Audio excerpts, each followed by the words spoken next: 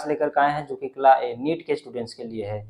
इस क्लास में मैं आपको बायोलॉजी का क्लास कराऊंगा, जिसमें 11th और 12th के जितने भी चैप्टर्स हैं बायोलॉजी के उसको बिल्कुल सिंपल भाषा में और सिंपल तरीके से लोकल भाषा में समझाने का प्रयास करूंगा, ताकि एक एक टॉपिक एक एक पॉइंट आपके दिमाग में घुस जाए और आप नीट की तैयारी करने में सक्षम हो सके बिल्कुल आसान तरीके से, और आपका बेहतरीन से बेहतरीन नीट का तैयारी हो सके। साथ ही साथ हम आपको नीट के लिए जितने भी 11th और 12th के चैप्टर्स हैं बायोलॉजी के उनका नोट में पीडीएफ फॉर्म में आपको प्रोवाइड कराऊंगा। साथ ही साथ नीट लेवल के जितने भी एमसीक्यू क्वेश्चंस होते हैं उसको भी पीडीएफ फॉर्म में आपको प्रोवाइड कराऊंगा, और ये चीज़ आपको मिलेगा हमारे ये टेलीग्राम ग्रुप ज्ञान बिंदु क्लासेस पे प्रोवाइड कराया जाएगा आपको।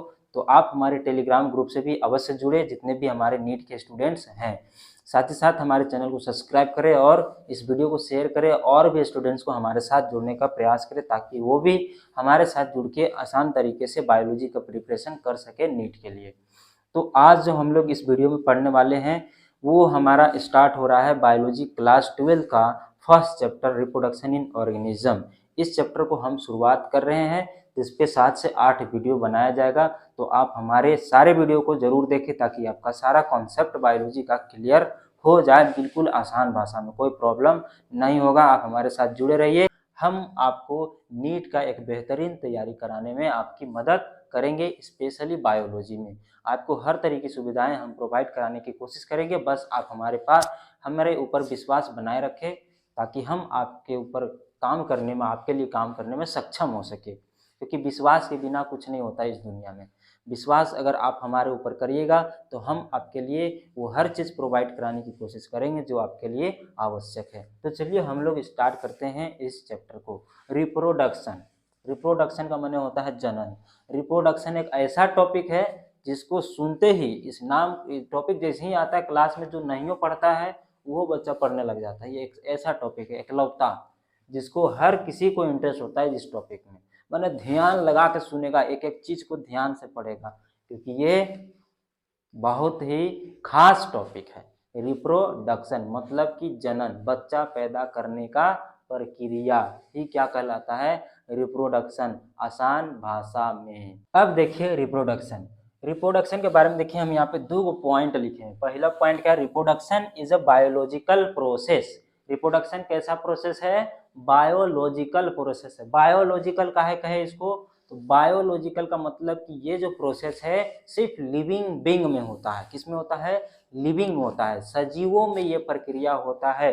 और बायोलॉजिकल शब्द का मतलब ही होता है जो किसमें हो, सजीव में हो, वैसा प्रक्रिया जो जीवों में होता है, सजीवों में होता है, उस प्रोसेस को हम लोग क्या कहते हैं, बायोलॉजिकल प्रोसेस कहा जाता है। ठीक है, बायो का मतलब जीव है ना, और प्रोसेस का मतलब प्रक्रिया। बायोलॉजिकल जीवों में होने वाले सभी प्रक्रियाओं को, सभी क्रियाओं को क्या कहा जाता है, बायोलॉजिकल प्रोसेस कहा जाता है। समझ गए। By reproduction any organism produce new organism similar to itself. ठीक है, रिप्रोडक्शन के द्वारा कोई भी ऑर्गेनिज्म अपने जैसा जीव को निर्माण करता है।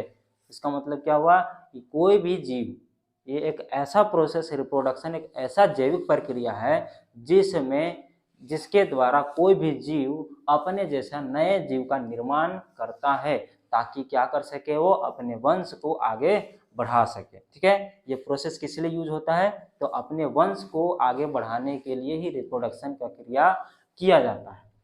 ठीक है, अब यहाँ पे ब्रैकेट में लिखा हुआ ऑफ स्प्रिंग। ऑफ स्प्रिंग का माने क्या होता है, तो ऑफ स्प्रिंग का मतलब होता है कि जो न्यू ऑर्गेनिज्म पैदा हो रहा है दूसरे ऑर्गेनिज्म के द्वारा, उसे हम लोग क्या बोलते हैं, ऑफ स्प्रिंग। अब ये जो यहाँ पे ऑर्गेनिज्म नया पैदा होगा वो सिमिलर होगा। सिमिलर माने एक जैसा, जैसा उसका पैदा करने वाला है वैसा ही ये नया ऑर्गेनिज्म भी होगा, बिल्कुल उसी के जैसा नाक, मुंह, थथुन, ओठ, हाथ पैर सब कुछ होगा, पूरा शारीरिक स्ट्रक्चर और गुण भी लगभग क्या होगा, उसी के जैसा होगा जिसने इसको निर्माण किया है, जिसने इसका प्रोडक्शन किया है। तो रिप्रोडक्शन का मतलब यही होता है कि एक ऐसा प्रोसेस जिसके द्वारा कोई भी ऑर्गेनिज्म अपने जैसा एक नया ऑर्गेनिज्म का निर्माण करता है और अपने पीढ़ी को क्या करता है, आगे बढ़ाता है, जिसे हम लोग क्या बोलते हैं, रिप्रोडक्शन कहते हैं। अब रिप्रोडक्शन की क्यों आवश्यकता है, इस चीज को हम लोग आगे समझेंगे। उसको समझने से पहले हमको पढ़ना पड़ेगा लाइफ स्पान, और यही चीज है, इसी में कारण छिपा हुआ है कि रिप्रोडक्शन क्यों किया जाता है। लाइफ स्पान क्या होता है, तो लाइफ स्पान एक समय अवधि है। क्या है, स्पान का मतलब क्या होता है, अवधि। लाइफ मतलब कि जीवन, जीवन अवधि। किसी भी ऑर्गेनिज्म के जीवन काल को ही क्या कहा जाता है, लाइफ स्पान कहा जाता है अंग्रेजी में। इसी को हिंदी करेंगे क्या होगा, जीवन काल। अब ये जीवन काल क्या है, तो एक स्टार्टिंग पॉइंट से लेकर के अंतिम समय तक को क्या कहा जाता है, समय अवधि। जहां से कोई कार्य शुरू हुआ, वहां से लेकर के जहां काम जाके खत्म हुआ, उस बीच में कितना समय लगा, उसी समय को क्या बोलते हैं हम लोग, समय अवधि कहते हैं। ठीक है, जैसे अगर हम यहाँ से कार चलाना शुरू किए और चल गए दूसरे शहर, ठीक है, यहाँ से लेकर के यहाँ पहुंचने में जितना समय लगा, उसी समय को हम क्या बोल दिए, समय अवधि। उसी प्रकार से लाइफ स्पान भी है, जीवन अवधि भी है, जीवन काल भी है। किसी भी ऑर्गेनिज्म का एक क्या होता है, जीवन काल होता है। जीवन काल का मतलब जब से उसका जीवन स्टार्ट हुआ है। कब स्टार्ट होगा उसका जीवन, जब वो जन्मेगा।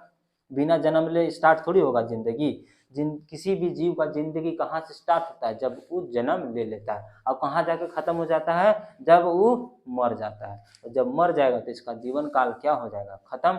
मतलब कि जन्मे से लेकर के मरे तक का जो समय अवधि है, उसी को क्या कह देते हैं हम लोग, लाइफ स्पान कहते हैं, जीवन काल कहते हैं। समझ गए कि नहीं समझे, तो period from birth to natural death is called life span. समझ गए, जन्म लेकर के जन्म के बाद से लेकर के मरने तक की जो समय है, उसी को क्या बोलते हैं, लाइफ स्पान कहते हैं, जीवन काल कहते हैं। ठीक है, अब ये जो जीवन काल है, लाइफ स्पान है, सभी ऑर्गेनिज्म के लिए अलग अलग होता है।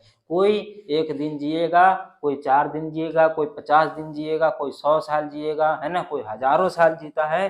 तो वही बात यहाँ लिखा हुआ है, it may be of few minutes as well as of thousands year. इसका मतलब क्या हुआ कि जो लाइफ स्पान है वो कुछ मिनट का भी होता है, साथ ही साथ 1000 सालों का भी होता है कि एक ऑर्गेनिज्म का लाइफ स्पान। ठीक है, जैसे जो हमारा सम माइक्रो ऑर्गेनिज्म है, जो छोटे छोटे माइक्रो ऑर्गेनिज्म होते हैं, वो कुछ मिनट और कुछ घंटों के लिए ही जिंदा रहते हैं। जन्म लेने के बाद उनके मर जाते हैं वो, मतलब कि मिनटों में क्या हो जाते हैं, वो मर जाते हैं। घंटों में क्या हो जाते हैं, मर जाते हैं। जन्म लेते हैं, 1-2 घंटा में क्या हो गया, मर गए। तो इसका लाइफ स्पान क्या हुआ, मान लीजिए जन्मा, जैसे ही जन्म, मान लीजिए 7:30 पे इसका जन्म हुआ, और 7:32 पे जाके क्या हो गया, मर गया। तो इसका जीवन काल कितना हो गया, 2 मिनट का हो गया। तो ये भी होता है, छोटा से छोटा लाइफ स्पान से लेकर के बड़ा से बड़ा लाइफ स्पान होता है जीवों में। पृथ्वी में बहुत तरह का जीव है, अनेकों प्रकार के पृथ्वी पे जीव हैं, और सभी जीवों का अलग अलग लाइफ स्पान होता है। छोटा से लेकर के लंबा लाइफ स्पान भी होता है। जैसे यहाँ some microorganism few minutes to few hour. Microorganism का मतलब वैसे जीव जो बहुत ज्यादा छोटे होते हैं, जो हमारे नंगे आंखों से दिखाई नहीं देते। अब नंगे आंखों का मतलब क्या हुआ, नंगा मतलब क्या कहते हैं, जो पैंट वैंट नहीं पहना रहता, कच्छा उच्छा नहीं पहनता, उसको क्या बोलते हैं हम लोग, नंगा कहते हैं। तो इसका मतलब ये थोड़ी होगा हमारा आँख पे कच्छा नहीं पहने, इसका मतलब हमारा आँख नंगा है, ऐसा नहीं है। हमारा आँख नंगा का मतलब कि हमारे आँख पे किसी प्रकार का उपकरण नहीं लगा हुआ है। जैसे हमारे आँख पे, मेरे आँख पे क्या लगा हुआ है, मेरा आँख पे लगा हुआ है एक उपकरण जिसका नाम है चश्मा। इसे चीज़ों को देखने के लिए हम लगाया है कि हमको दिखता नहीं है, तो हम उपकरण की मदद से चीज़ों को देख रहे हैं। अब इस उपकरण को हम उतार दें तो हमारा आँख हो गया नंगा। ठीक है, इस पे हम लोग चड्डी उड्डी तो पहन नहीं सकते हैं, अगर चड्डी पहन देंगे तो क्या हो जाएंगे, अंधेरा हो जाएंगे। तो नंगा का मतलब हुआ कि हमारे आँख पे कोई उपकरण नहीं लगा हुआ। अभी हम चश्मा उतार दिए, हमारा आँख हो गया नंगा। ठीक है, अब इसको पहन लिए तो ये हो गया उपकरण लगा हुआ। ठीक है, तो नंगे आंखों से मतलब बिना उपकरण के सीधे आंखों से हमें ये चीजें दिखाई नहीं देती, और ऐसे जीवों का जो लाइफ स्पान होता है कुछ मिनट से लेकर के कुछ घंटा तक होता है। मतलब जन्म लेने के तुरंत बाद ये क्या हो जाते हैं, मिनटों में इनका मृत्यु हो जाता है, और इतने में ही अपना जीवन वो क्या कर लेते हैं, जीव लेते हैं। रिप्रोडक्शन वोडक्शन सब कुछ कर लेता है ये लोग, समझे। फटाक से जन्म लिया, फटाक से रिप्रोडक्शन किया, तुरंत मर गया, ठीक है, अपना पीढ़ी बढ़ाया और मर गया, बस। उसके बाद मे फ्लाई, मे फ्लाई, फ्लाई माने क्या होता है, मक्खी। तो एक प्रकार का ये मक्खी है जिसका लाइफ स्पान एक दिन का होता है, ठीक है। जन्म लिया, बढ़ा उड़ा, एक दिन में रिप्रोडक्शन वोडक्शन करके क्या हो गया, मर गया। फ्रूट फ्लाई, फ्रूट फ्लाई मतलब जो सड़ उड़ जाता है ना फल उल, तो उस पर मक्खिया सब उड़ता है ना, तो फ्रूट फ्लाई होता है, वो 1 महीना तक जिंदा रहता है। बटरफ्लाई 1 से 2 महीना तक जिंदा रहता है, ठीक है। रैट 4 साल तक जिंदा रहता है। रैबिट 13 साल तक रहता है। कुत्ता डॉग 25 साल तक जिंदा रहता है। काव, काव भी कितने साल तक जिंदा रहती है, 25 साल तक। मंकी जिसको बंदर कहते हैं, बंदर 26 साल तक जिंदा रहता है। कैट जो बिल्ली मौसी होती है 25 से 30 साल तक जिंदा रहती है। और व्हेल जो मछली होता है, उतना बड़ा सा मछली है, वो 37 साल तक जिंदा रहता है। हॉर्स 50 साल तक जिंदा रहता है। क्रोकोडाइल 60 साल तक जिंदा रहता है। एलिफेंट 60 से 75 साल जिंदा रहता है। क्रो माने कौआ 15 साल तक जिंदा रहता है ये पक्षी। पैरोट माने तोता सुगा, ये 140 साल जिंदा रहता है। ईगल चील 90 साल तक जिंदा रहता है। टर्टोइज 100 से 150 साल तक जिंदा रहता है, कछुआ। और राइस का जो प्लांट है, धान का जो प्लांट होता है पौधा, वो 4 महीना तक जिंदा रहता है। और गेहूं का जो ये पौधा है वो 5 महीना तक जिंदा रहता है। बनाना का जो ट्री है वो 25 साल तक जिंदा रहता है। यहाँ बनियान का ट्री 200 से 300 साल तक जिंदा रहता है, जिसका लोग यहाँ भारत में, हमारे भारत की जो नारियां हैं वो बर की पूजा करता है। बनियान माने क्या होता है, बर, तो बर का पूजा करती है अपने पतियों की उम्र को बढ़ाने के लिए। पीपल 2000 से 3000 तक 100 साल तक जिंदा रहता है। और ये क्या है, सिकोया, ये सिकोया प्लांट है जो कि 3000 से 4000 साल तक जिंदा रहता है। और अभी सबसे पुराना प्लांट पाया गया है यूएसए के शहर कैलिफोर्निया में, एक ऐसा प्लांट है जो कि सबसे पुराना पाया गया है। उसका लाइफ स्पान मतलब कि अभी तक उसका उम्र कितना हो चुका है, 11,300 साल, ठीक है, 11,300 साल इसका एज हो चुका है। और ये सबसे दुनिया का सबसे एजेड प्लांट है, जिसका नाम क्या है, लारिया टेरिडेंटाटा, जो कि यूएसए के शहर कैलिफोर्निया में पाया गया है सबसे पुराना प्लांट, जिसका एज कितना है, 11,300 साल का एज हो चुका है इसका, ठीक है। और ये सबसे पुराना, दुनिया का सबसे पुराना, सबसे क्या बोलते हैं उसको, ओल्डेस्ट, सबसे एजेड प्लांट है दुनिया का, ठीक है। अब अगर हम आदमी की बात करें कि आदमी का जो लाइफ स्पान होता है, जीवन काल होता है, वो कितना समय का होता है, तो आदमी का लाइफ स्पान कितना होता है, 100 साल तक एवरेज लाइफ स्पान होता है, जीवन काल होता है। भले आजकल लोग लुढ़क जाते हैं 50 60 65 70 में, है ना, 70 65 75 जाते जाते आदमी आजकल का हो जा रहा है, लुढ़क जा रहा है। इसके पीछे भारत की नारियों का बड़ा हाथ है। पता है क्यों, क्योंकि पहले भारत में पहले से क्या एक पूजा करते आ रहे भारत की नारियां, जिसका नाम है बर पूजा।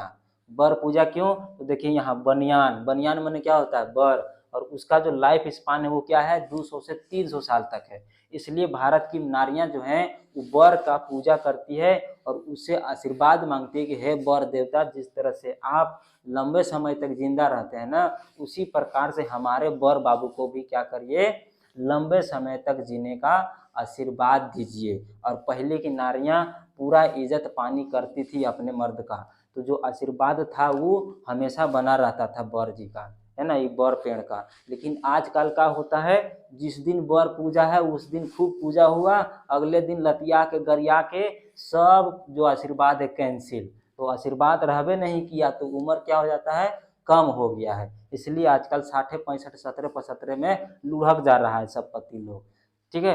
तो ये जो है कुछ क्या था, हमारा जीवों का लाइफ स्पान था, ठीक है। इस तरह के और भी जीवों का लाइफ स्पान हम आपको पीडीएफ के रूप में प्रोवाइड करा देंगे। आप हमारे टेलीग्राम ग्रुप से जुड़ जाइए, ज्ञान बिंदु क्लासेस हमारा टेलीग्राम ग्रुप का नाम है, ठीक है। अब हम लोग पढ़ेंगे कि लाइफ स्पान में अलग अलग चरण होता है, जीवन चक्र में या जीवन काल में, तो जीव का, किसी भी जीव का जो जीवन काल होता है उसका अलग अलग स्टेज होता है, चरण होता है, उन सभी चरणों के बारे में हम लोग जानेंगे अभी। अब हम लोग देखेंगे कि किसी भी जीव का जो लाइफ स्पान होता है, जो जीवन काल होता है, उसमें विभिन्न विभिन्न चरणें होते हैं, अलग अलग चरण होता है, स्टेज होता है। उन स्टेज के बारे में हम लोग चर्चा करेंगे। तो देखिए किसी भी लाइफ का स्पान जो होता है, किसी भी जीव का जो लाइफ स्पान होता है, उसमें मुख्य तरह से 4 गो लाइफ स्टेज होता है।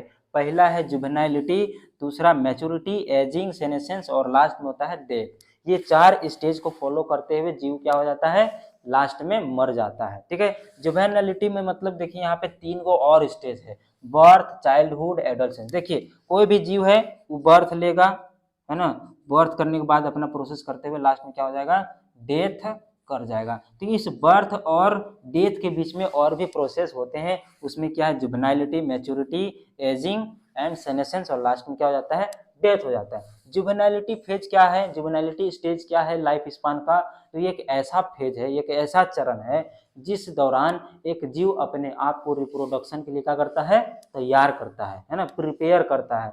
उसी स्टेज को क्या बोलते हैं, जुवेनाइलिटी। ये प्रिपरेशन फेज है किसी भी जीव का, किस लिए, तो रिप्रोडक्शन करने के लिए अपने आप को क्या करता है, ये तैयार करता है। इस स्टेज के अंतर्गत 3 गो और स्टेज आता है, बर्थ, चाइल्डहुड और सेनेसेंस। बर्थ मतलब जीव जब जन्म लेता है उस समय से वो अपने आप को क्या करने लगता है, रिप्रोडक्शन करने के लिए तैयार करने लगता है। ठीक है, बर्थ के बाद वो डेवलप होगा, अपने आप को बड़ा करेगा, वो क्या हो जाएगा, चाइल्ड हो जाएगा, जिसे हम लोग उस स्टेज को चाइल्डहुड कहेंगे। फिर चाइल्डहुड से इसका डेवलपमेंट होगा और वो कहाँ पहुंच जाएगा, एडल्सेंस। एडल्सेंस क्या है, एडल्सेंस एक ऐसा स्टेज, एक ऐसा चरण है जिसको हम कहें तो एक ये प्रकार से, मतलब कि ये जब भी कोई जीव एडल्सेंस में पहुंच जाता है तो वो माने तो क्या हो गया, ये जवानी के दहलीज पे कदम रख देता है। क्या कर देता है, वो जवानी में इंटर करने लग जाता है। जवानी के दहलीज में कदम रख दिया, इसका मतलब क्या हुआ कि वो जवानी के ऊपर, मतलब जवानी में घुसना प्रारंभ कर दिया। और एडोलसेंस खत्म होने के बाद वो पूरी तरीके से क्या हो जाता है, जवान हो जाता है। उसके बाद वो क्या हो जाता है, मैच्योर हो जाता है। ठीक है, तो जुवेनाइलिटी का मतलब की हो गया, रिप्रोडक्शन के लिए तैयार करने की जो फेज है वो क्या होता है, जुवेनाइलिटी। इसमें 3 फेजेज आते हैं, बर्थ, चाइल्डहुड और फिर एडल्सेंस। एडल्सेंस के खत्म हो जाने के बाद जुवेनाइलिटी फेज क्या हो जाता है, खत्म। आदमी क्या हो जाता है, या जीव जो होता है वो पूरी तरीके से मैच्योर हो जाता है। किस चीज के लिए, रिप्रोडक्शन करने के लिए। अब ये यहाँ से अपना रिप्रोडक्शन क्या कर देगा, शुरू कर देगा। क्या कर देगा, रिप्रोडक्शन शुरू कर देगा। उसके बाद रिप्रोडक्शन करने के बाद अब क्या होगा, उसके शरीर में कमी होने लगेगा। देखिए जवानी में जो शरीर होता है जीव का, वो बिल्कुल एकदम बुलंद होता है, तंदुरुस्त होता है, मोटा ताजा होता है, मांस से भरपूर होता है, एकदम गठीला शरीर होता है, मांस पूरा भरा हुआ रहता है। कुछ समय बाद ये क्या होता है, उसके शरीर से मांस कम होने लग जाते हैं। सारे एक्टिविटीज जो शरीर का था वो क्या होने लग जाता है, धीमा होने लग जाता है, स्लो होने लग जाता है। जितने भी मेटाबॉलिक प्रोसेस हैं वो क्या होने लग जाता है, स्लो। मतलब कि वो डेथ की तरफ क्या होने लगता है, बढ़ने लगता है, मृत्यु की तरफ बढ़ने लगता है। शरीर से मांस कम होने लग जाएगा, सारा का जो सारे एक्टिविटीज थे उनका जो स्पीड है वो क्या होने लगेगा, कम होने लगेगा। ठीक है, और उस स्टेज को बोलते हैं एजिंग और सेनेसेंस। सेनेसेंस का मतलब क्या होता है, कम होना। ठीक है, किसी भी प्रक्रिया का क्या होना, कम होना, लास्ट पॉइंट की ओर अग्रसर होना क्या कहलाता है, सेनेसेंस कहलाता है, एजिंग कहलाता है। अब लास्ट में क्या हो जाता है, शरीर से पूरा तरीके से मांस खत्म हो जाएगा, खाली शरीर में हड्डी और चमड़ा बचेगा। ऐसा लगेगा कि चमड़ा पे चादर ओढ़ाया गया है। किसका, ये हड्डी पे क्या ओढ़ाया गया, चादर। किस चीज का, चमड़ा का। मांस एकदम गायब हो जाएगा, जो चमड़ा है वो एकदम हड्डी में चटक जाएगा। कई गो हड्डी होता है शरीर में, सब गिनाए लगेगा। और लास्ट में क्या हो जाएगा, जितने भी एक्टिविटीज थे शरीर के, जितने भी मेटाबॉलिक क्रियाएं थी वो सभी क्या हो जाएंगे, बंद। अब आदमी क्या हो जाएगा, मर जाएगा। उस स्टेज को हम लोग बोलते हैं डेथ। क्या बोलते हैं, डेथ कहते हैं। अब देखिए हमने क्या देखा कि ये जो लाइफ स्पान, उसमें क्या देखा, पहले जीव क्या करता है, बर्थ करता है। बर्थ करने के बाद वो चाइल्डहुड में जाता है ना, बच्चा होता है। ठीक है, चाइल्डहुड के बाद ये क्या हो जाता है, एडल्सेंस में पहुंच जाता है, मतलब ये मैच्योर हो जाता है। और मैच्योर होने के बाद ये क्या करता है, रिप्रोडक्शन करता है। रिप्रोडक्शन के बाद ये नया जीव निर्माण करता है। और रिप्रोडक्शन के बाद ये फिर क्या हो जाता है, रिप्रोडक्शन करके क्या करता है, ये यहाँ देखिए रिप्रोडक्शन करेगा तो ये क्या होगा, बर्थ देगा दूसरे ऑर्गेनिज्म को, है ना। न्यू ऑर्गेनिज्म का क्या करेगा, बर्थ करेगा और अपने कहाँ चला जाएगा, डेथ की ओर। कहाँ चल जाएगा, डेथ की ओर अपने चला जाएगा। किसी भी जीव क्या किया, जन्म लिया, उसके बाद ग्रो किया, चाइल्डहुड में गया, फिर वो जवान हो गया, जवान होकर के मैच्योर हुआ, फिर रिप्रोडक्शन किया और एक नए जीव को क्या कर दिया, बर्थ दिया और खुद कहाँ पहुंच गया, डेथ में। तो ये इसका लाइफ स्पान यहाँ से शुरू हुआ और ऐसे चलते हुए कहाँ पहुंच गया, बर्थ डेथ तक पहुंच गया। तो ये इसका लाइफ स्पान था, यहाँ से जन्म लिया और रिप्रोडक्शन करते हुए क्या हो गया, मर गया। ये इसका क्या था, लाइफ स्पान था। अब यहाँ पे देख रहे कि एक और चीज दिख रहा है हमको कि किसी जीव ने जन्म लिया, बच्चा हुआ, मतलब धीरे धीरे बड़ा हुआ और मैच्योर हुआ, रिप्रोडक्शन करके एक नए जीव का क्या किया, निर्माण किया। तो यहाँ एक साइकिल कंप्लीट हो रहा है, अपने बर्थ से लेकर के एक नए जीव का बर्थ तक का एक क्या हो रहा है, यहाँ पे साइकिल बन रहा है। इस प्रोसेस को कहते हैं लाइफ साइकिल। क्या बोलते हैं, life cycle of any organism, जो कि उसके बर्थ से स्टार्ट होकर के एक नए जीव के बर्थ पे क्या होता है, खत्म हो जाता है। लाइफ साइकिल का मतलब क्या होता है, जो चीज जहां से स्टार्ट हुआ वहीं पे क्या हो गया, खत्म। तो यहाँ से बर्थ स्टार्ट हुआ था जीव का और यहीं पे आकर के नए जीव के बर्थ पे इसका क्या हो गया, चक्र खत्म हो गया। इस जीव का, ये फर्स्ट जीव और ये सेकेंड जीव, ये फर्स्ट जीव बर्थ लिया, चाइल्डहुड हुआ, जवान हुआ, रिप्रोडक्शन किया और सेकेंड जीव का क्या किया, बर्थ किया। तो बर्थ से स्टार्ट हुआ था प्रक्रिया, बर्थ पे क्या हो गया, खत्म। अब ये क्या हो जाएगा, उधर मर जाएगा। ठीक है ना। तो यहाँ पे एक साइकिल भी कंप्लीट हो रहा है और एक यहाँ पे टाइम पीरियड भी है। ठीक है ना। इस टाइम पीरियड को हम लोग बोल दिए लाइफ स्पान। अभी जो साइकिल कंप्लीट हुआ इसके जीवन चक्र में, जीवन काल में जो यहाँ पे साइकिल कंप्लीट हुआ बर्थ से लेकर के बर्थ तक, उसको लाइफ साइकिल कहते हैं। तो ये डिफरेंस भी होता है लाइफ साइकिल और लाइफ स्पान में। लाइफ स्पान अलग चीज होता है, लाइफ साइकिल अलग चीज होता है। लाइफ साइकिल बर्थ से लेकर के बर्थ तक होता है। ठीक है, एक जीव के बर्थ से लेकर के अगले जीव के बर्थ तक को क्या बोलते हैं, लाइफ साइकिल। और जो लाइफ स्पान है वो क्या है, एक जीव के बर्थ से लेकर के डेथ तक की जो लाइफ जीवन काल है ना, समय जो अवधि है, टाइम पीरियड जो है, उसको हम लोग लाइफ स्पान कहते हैं। ठीक है, तो ये चीज था हमारा लाइफ स्पान और लाइफ साइकिल। अब देखिए कि लाइफ स्पान के बारे में एक और चीज होती है, एक और बात होता है कि जो लाइफ स्पान होता है वो किसी ऑर्गेनिज्म के शरीर के आकार पर निर्भर नहीं करता है।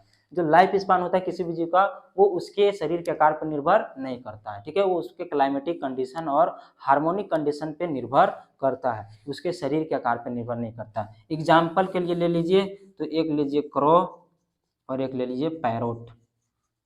ठीक है, जो क्रो जो है वो 15 साल तक जिंदा रहता है और ये 120 साल तक जिंदा रहता है। क्रो छोटा होता है थोड़ा सा, और कौवा, ये जो पैरोट है वो छोटा साइज होता है कौवा से, और कौवा होता है बड़ा।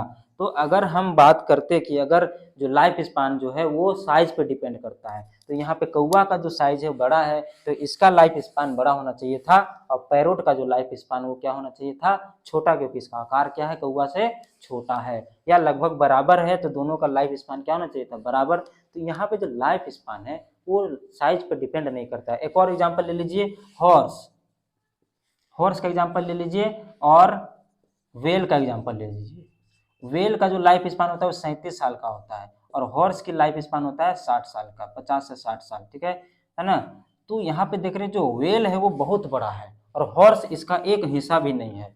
तो इसका जो हॉर्स का जो साइज है वो वेल से बहुत ज़्यादा छोटा है, लेकिन इसका लाइफ स्पान वेल से क्या है, ज़्यादा है। तो इस बात पे बिल्कुल लाइफ स्पान निर्भर नहीं करता है कि उस जो ऑर्गेनिज्म का वो लाइफ स्पान है, उस ऑर्गेनिज्म का कितना साइज है, इस चीज़ पे बिल्कुल भी मैटर नहीं करता है, लाइफ स्पान बिल्कुल भी निर्भर नहीं करता है। समझ गए। तो ये हमारा लाइफ स्पान था, लाइफ स्टेज था। अब देखिए कि जो लाइफ स्पान होता है ना, लाइफ स्पान जो हम लोग पढ़े, इसमें क्या पढ़े कि सभी जीव जो जन्म लिए हैं वो क्या हो जाते हैं, लास्ट में मर जाते हैं। लाइफ स्पान का मतलब तो यही हुआ ना कि कोई जीव जन्म लिया और लास्ट में क्या हो गया, मर गया, और उसके बीच का जो समय अवधि था वही क्या हुआ, लाइफ स्पान। इसका मतलब जो भी जीव जन्म लेता है वो क्या हो जाता है, मर जाता है। ठीक है, ये कहा जाता है और ये हकीकत भी है। सिर्फ एक जीव को छोड़ करके, वो जीव कौन सा है, यूनिसेलुलर जीव, इसको कहा जाता है कि ये नहीं मरता है कभी। क्यों ऐसा कहा जाता है, क्योंकि देखिए जैसे अगर हम एग्जाम्पल ले ले अमीबा का, तो अमीबा भी क्या है, एक सिंगल सेल ऑर्गेनिज्म है, यूनिसेलुलर ऑर्गेनिज्म है। यूनिसेलुलर ऑर्गेनिज्म का मतलब जो सिर्फ एक ही कोशिका का बना हुआ जीव होता है। तो ऐसे जो जीव होते हैं वो रिप्रोडक्शन करके अपने शरीर को नए शरीर में ट्रांसफॉर्म कर देते हैं, मरते नहीं है। ये क्या करते हैं, अपने शरीर को क्या कर दिए, नए 2 बच्चे वाले शरीर में क्या कर दिए, ट्रांसफर कर दिए। तो ये मरा नहीं, बस अपने शरीर को क्या कर दिया, नए जीव में ट्रांसफर कर दिया। इसलिए कहा जाता है कि यूनिसेलुलर ऑर्गेनिज्म के छोड़ करके बाकी सभी ऑर्गेनिज्म का एक मृत्यु होता है, एक जीवन काल होता है, बस इसका नहीं होता है। समझ गए, ये जन्म लेता है, मरता नहीं है। यहाँ पे कहीं नहीं दिख रहा है कि कहाँ पे ये मर रहा है, ठीक। लेकिन बाकी जीव में जन्म भी दिखाई देता है और मरण भी दिखाई देता है, ठीक है। अब देखिए कि अगर कोई भी जीव, ये जो हमारा प्रकृति का नियम है कि कोई जीव जन्म ले रहा है तो वो लास्ट में क्या होगा, मरेगा। तो अगर मान लीजिए कि यहाँ पे 100 गो स्पीसीज था हमारे अर्थ पे, और ये लास्ट में ये जन्म लिए और कुछ समय बाद ये 100 स्पीसीज क्या हो गए, खत्म हो गए। तो जब 100 स्पीसीज धीरे धीरे क्या हो जाएंगे, खत्म हो जाएंगे। क्यों, क्योंकि जो जन्म लिया वो क्या हो गया, मरेगा। तो ये नियम को फॉलो करते हुए सभी स्पीसीज क्या हो गए, धीरे धीरे अर्थ से समाप्त हो गया। इसका मतलब अर्थ क्या हो गया, स्पीसीज हीन हो गया, है ना। यहाँ पे कोई भी प्रजातियां अब नहीं है, खत्म हो गया। तो इस चीज को बचाने के लिए प्रकृति ने क्या किया, सभी जीवों के लाइफ स्पान में एक प्रोसेस को ऐड किया जिसका नाम है रिप्रोडक्शन। अगर कोई भी जीव अपने मरने से पहले अपने जैसा जीव को बना करके जाएगा तो उसका जो पीढ़ी है वो क्या रहेगा, बचा हुआ रहेगा, उसका स्पीसीज नहीं खत्म होगा। और वो स्पीसीज उस प्रोसेस को कंप्लीट करने के लिए, उस क्रिया को कंप्लीट करने के लिए एक प्रोसेस को ऐड किया गया जिसका नाम है रिप्रोडक्शन। इसी प्रोसेस के द्वारा एक जीव अपने मरने से पहले एक नए जीव को, अपने जैसा ही जीव को क्या कर देता है, निर्माण करके चला जाता है, जो इसके पीढ़ी को क्या करेगा, आगे बढ़ाता चला जाएगा। एक जीव था, उसने बर्थ लिया और रिप्रोडक्शन करके नए जीव को जन्म दिया। अब ये ग्रो करके फिर रिप्रोडक्शन करेगा, फिर बच्चा पैदा करेगा, फिर ये बच्चा बढ़ेगा और इस तरह से आगे स्पीसीज बढ़ता चला जाएगा। और ये जो काम हुआ स्पीसीज को बरकरार रखने का, वो किसके द्वारा हुआ, रिप्रोडक्शन के द्वारा हुआ। तो रिप्रोडक्शन का क्या काम है भाई, तो किसी भी जीव के स्पीसीज का पृथ्वी पे बरकरार रखना ही क्या है, रिप्रोडक्शन का मेन मोटिव है, मेन फंक्शन है या मेन उद्देश्य है रिप्रोडक्शन का। प्रकृति ने रिप्रोडक्शन इसीलिए किसी भी जीव के लाइफ स्पान में ऐड किया ताकि इसका स्पीसीज कभी खत्म ना हो, बरकरार रहे, ठीक है। भले आजकल हम लोग अपने आवश्यकता के लिए कुछ जीवों को ज़्यादातर हंटिंग करके, ज़्यादा मार करके, शिकार करके, उनके चीज़ों को बेच करके हम लोग लाभ कमाने के लिए क्या कर दिए हैं, कुछ स्पीसीज को ख़त्म कर दिए हैं, ठीक है ना। लेकिन जो नेचर था उन्होंने ऐसा कभी नहीं सोचा था। उसने बस हमेशा ये सोचा कि किसी भी स्पीसीज का जो स्पीसीज जो है, किसी भी जीव का, वो खत्म नहीं होना चाहिए। इसलिए उसने क्या कर दिया, रिप्रोडक्शन ऐड किया। अब हमारे बदौलत, हमारे कारण कुछ जीवों का क्या हो गया, स्पीसीज समाप्त हो गया रिप्रोडक्शन प्रोसेस होने के बावजूद भी, क्योंकि रिप्रोडक्शन दर से ज़्यादा हम उनका क्या कर दिए, हंटिंग कर दिए, मार दिए, ठीक है। तो आगे हम लोग पढ़ेंगे रिप्रोडक्शन।